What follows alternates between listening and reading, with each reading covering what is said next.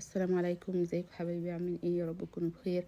اهلا بيكم في قناتي لتعليم الحلويات والطرق الجاتوهات. النهارده ان شاء الله هنعمل التورته القمر دي فانيليا، حشو وايت شوكليت وشوكولاته حليب وفانيليا. هنعملها على 3 طبقات. خبزت 500 جرام دقيق سبونج، عليهم 6 بيضات ونص كوبايه ميه ومعلقه فانيليا ومعلقه صغيره خل، وضربتهم في العجين 7 دقايق. طبعا كنت مسخنه الفرن على درجه حراره 180. جبت اللي هي الحله العاليه بتاع الاسبونج اللي هي بيبقى ارتفاعها 10 سنتي. حطيتها فيها، قعدت بالظبط في الفرن حوالي 40 دقيقه.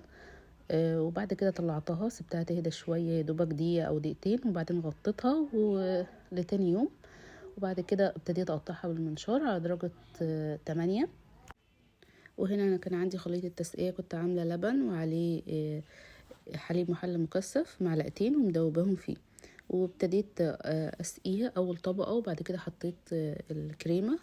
مقدار الكريمه انا كنت عامله كوبايه كريم شانتيه، عليهم كوبايه ميه ساقعه وربع كوبايه سكر ومعلقتين باستر كريم ومعلقتين لبن نيدو، وضربتهم. وقبل ما احط في الكريمه او احشي او اجلس، طلعت منهم الهواء كويس، قلبتهم مبقاش فيها وبقت ناعمه خالص.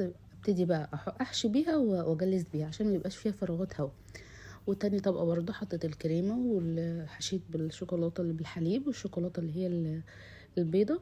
وبعد كده اسقي برضو. الكريمه اللي كانت بره كان لونها احمر. ازاي عملت درجه اللون الاحمر دي؟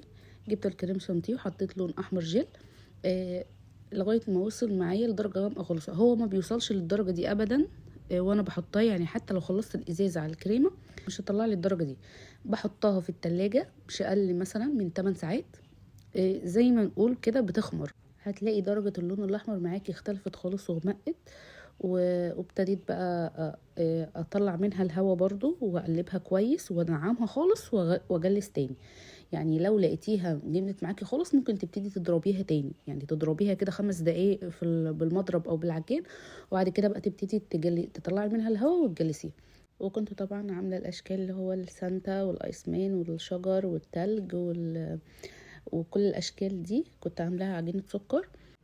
عايزه اقول لكم والله يا جماعه، انا الاشكال دي قعدت معايا حوالي 6 ساعات. بعمل في الاشكال دي، يعني بعمل في المجسمات دي 6 ساعات متواصل. وكمان اللي هو شكل التلج، رسمة التلج دي برضو عاملاها عجينة سكر. واستخدمت القمع اللي هو بتاع الغريبة، عملت لفيت بيه خيط كده بالكريم شانتيه من فوق، وعملت بيه نقط من تحت كأنه شبه التلج يعني. ورشيت شوية سبرينكلز نجوم من فوق وبس. ده كان شكلها النهائي. يا رب يكون عجبكم، استنوني ان شاء الله في فيديوهات تانية كتير. مع السلامة.